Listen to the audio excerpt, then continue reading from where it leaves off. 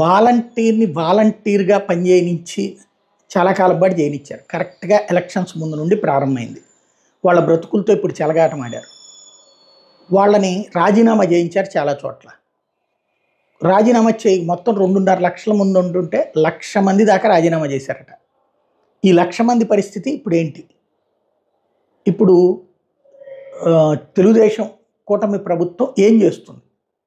వాళ్ళని కొనసాగిస్తుందా? ప్రస్తుతం వినబడుతున్న మాట అయితే ఇప్పుడు ఒక సచివాలయ పరిధిలో దాదాపుగా ఇదివరకు 10 మంది దాకా వాలంటీర్లు ఉండేవాళ్ళు. ఇప్పుడు దాని సంఖ్య 3కి తగ్గిస్తారు అన్నట్టు. ఎందుకంటే ఇప్పుడు ఆల్రెడీ వాలంటీర్లు వెళ్ళిపోయారు చాలామంది.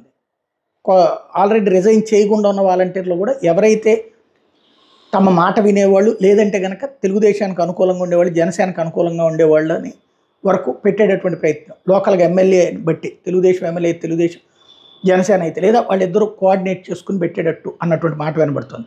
ఓవరాల్గా పోయిన వాళ్ళ ఉద్యోగాలు పోయినాయి, ప్లస్ ఇప్పుడు ఉన్నటువంటి వాళ్ళ పరిస్థితి ఏంటన్నది స్పష్టత రావాల్సి ఉంది. చంద్రబాబు గారు రేపు ముఖ్యమంత్రిగా ప్రమాణ స్వీకారం చేసి దానికి ఒక స్పష్టతనిస్తారేమో చూడాలి. బట్ 1,00,000 మంది జీవితం అయితే సరే దీంతోనే బ్రతుకుతారా 5,000తో అంటే కాదు, కానీ చర్చ అయితే నడుస్తుంది కదా.